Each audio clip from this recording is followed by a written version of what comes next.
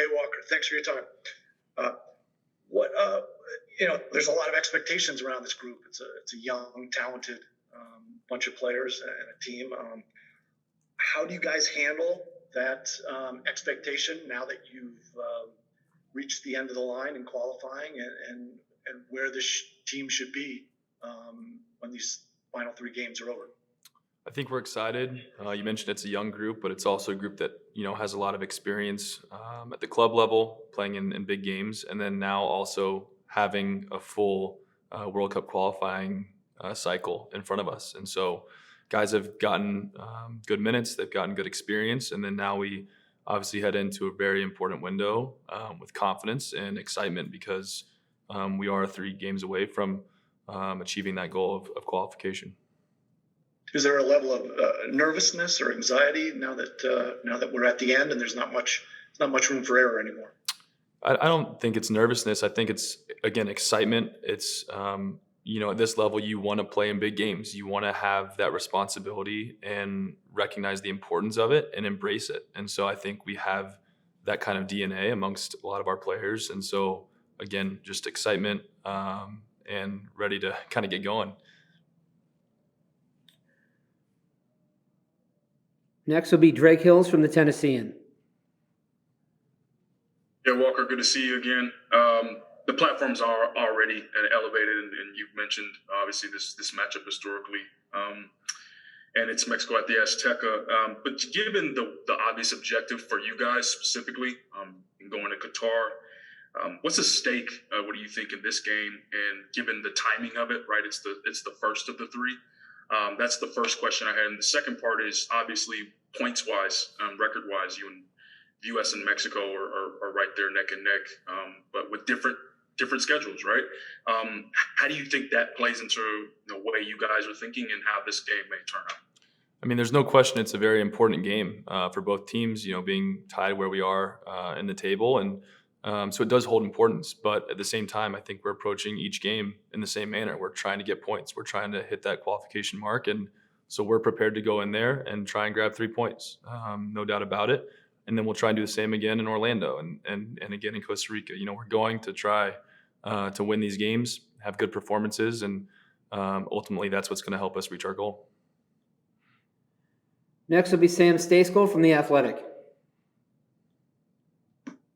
Thanks, Michael. Thanks, Walker. Hope you're doing well. You hit on this a little bit earlier, but what's kind of the balance like for you guys between the weight of what happened in 2017 and trying to get American soccer back to a World Cup and the desire of this team not just to qualify, but to sort of write its own story? It's a lot of new players, not many that were involved last time around. So what's it like balancing those two things? I think having seen that, we know the responsibility, again, that we have as players, representing way more than ourselves, representing this country. And I think for the most part, everyone has gotten behind that. We accept that responsibility. We know that it's our job to qualify, and that's our expectation. And so, again, guys are prepared. It's been a really good environment as guys have rolled in past day or two. And so now we're just looking forward to one game at a time, and that's what's going to get us there. So I think, accepting the responsibility, not letting the pressure mount up on you or feeling overwhelmed by it, and just collectively going out and accomplishing our goal. Next will be Ron Blum from the Associated Press. Hi, Walker. As you look at the 5 road games so far, are there any common threads for the periods where the team played well on the road versus where it didn't play out well? I think having confidence to play are typically some of our better moments come from having that composure to try and play and make things happen. But at the same time, I think, preventing cheap goals, early goals that we shouldn't allow, that's very important. The longer the game goes and haven't conceded, that's a very important thing. Our confidence will grow as we build into the game. And then it's the mentality that we know that we can take over and win it, whether it's in the second half or later on, deeper in the second half. I think the longer it goes scoreless, the longer we stay solid, we'll just keep growing into the game and get a result.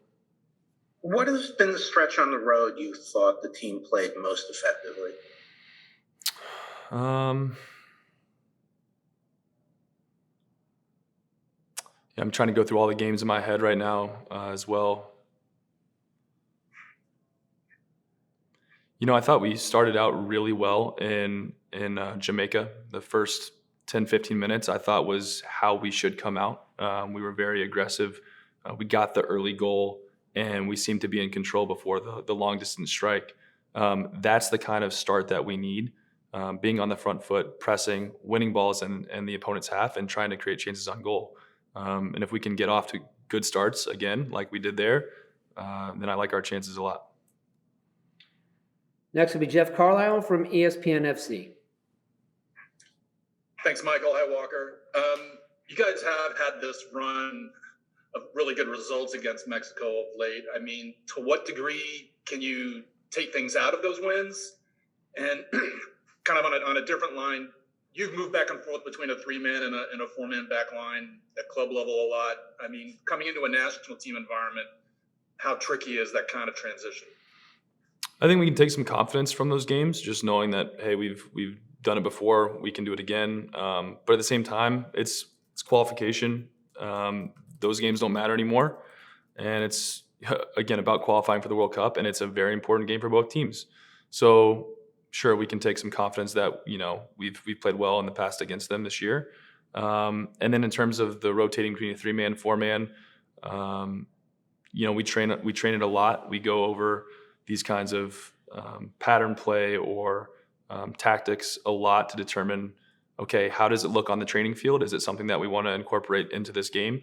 And the coaches kind of make those decisions. But in terms of me personally, it helps having that flexibility at the club level. It helps having the flexibility within a program to always be able to adapt. But end of the day, it's, we're going to go out there, we're going to compete.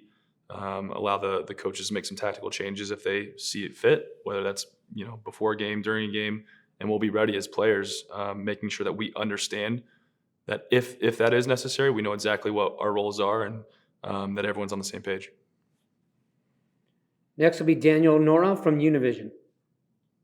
Thank you, Michael. Hi, Walker. Last time you were very excited and looking forward to play in the cold. Actually, you deserve snow for the last game.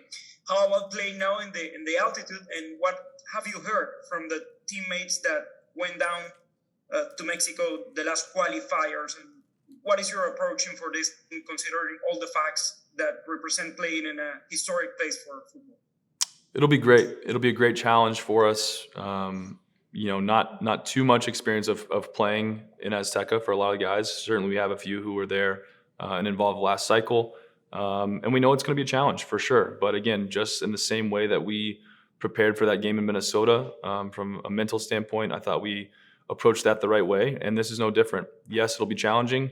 Yes, we're up for that challenge. And so there's no doubt in my mind that we'll go out there with a good mindset and push through the elements, continue to encourage one another as we make our way through the game and come away with a result.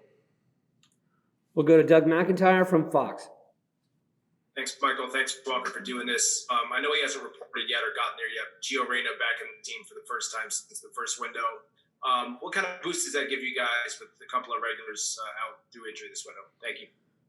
We're thrilled to have Gio back and involved in qualifiers. Obviously, he's been out for a little while, but I know just from speaking with him, and you can tell just even from his game on the weekend, he's super excited to be back, to be involved on this team. And again, it's all of our goals to qualify for the World Cup. So I think knowing him, knowing the kind of guy that he is, he's chomping at the bit to make a big impact in these 3 games, and we're going to need it. And he's the kind of guy who can change a game. And so having him available, having him in any capacity is a boost for our team. And as you mentioned, amidst the other injuries, it's a great to get him back. So excited to see him. Glad that he's back and healthy, and I know he'll be able to help us. Next will be Jonathan Tannenwald. Thanks, Michael, and thanks, Walker, for the time. I'm sure you've observed as well as anybody else is how sort of panicking the fan base is, because it's a little bit their nature, I guess, at this point.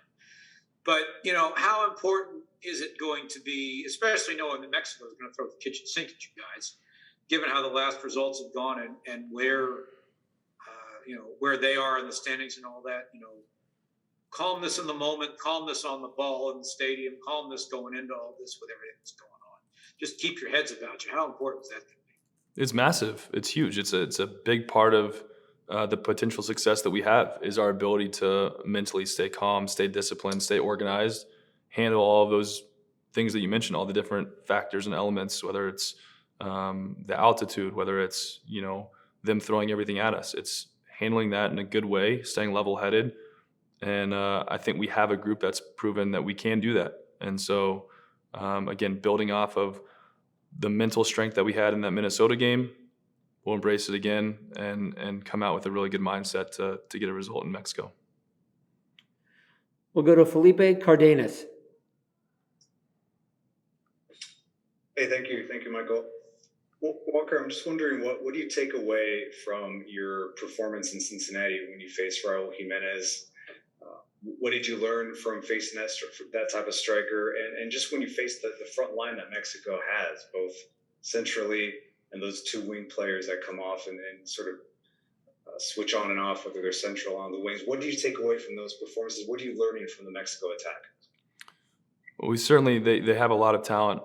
You definitely have to respect their strengths, know what their strengths are, and try to eliminate them as best as you can. And I know that based on that first performance, that they probably walked away not satisfied with their attack, and so we can expect them to be definitely up for this game, trying to prove something against us, and we got to be ready to match that. And so I thought we did a very good job that first game. They broke through one or two times that created big chances, and Zach stood up big. So eliminating those chances, and I thought we did a lot of really good things with our ability to step, not give them time, good 1v1 defending, strong in duels. It's going to take all those things again and more to make sure we can shut them down. Our last question for Walker comes from Andrew Jones. Thank you, Michael. Walter, first, congrats on the goal you scored this weekend, despite the result for Nashville. You have Eric Palmer Brown in the camp for the first time, and then George Bello coming from Gold Cup and now in the qualifying for the first time. What's your thoughts in regards to them and their progress towards how they played this season, particularly with George making the move to Bielefeld in the Bundesliga, and how EPB has made his whole note with Troyes and Ligue 1 and how they've been going so far for the first day of practice? Yeah, it's nice. It's a big move for George, and he was involved in the first window for sure, getting some minutes against Honduras. But it's a confidence booster for him to have just gotten that first start over in Germany, and that's the next step in his career. So it's nice to see him getting some minutes now, and he should come in with confidence, knowing he should be ready to help his team in any way he can. With EPB, another young, promising talent that has continued to make his way up in Europe and progress as a player. He has a lot of really good qualities about him that can help this team. And so it's about integrating very quickly, having the confidence that he's here for a reason, needs to train with confidence, because should he see the field, he's a guy that has the tools to help this team. So nice to have him in camp. It's a well-deserved call-up, and looking forward to watching those guys take advantage of any opportunity that they could get.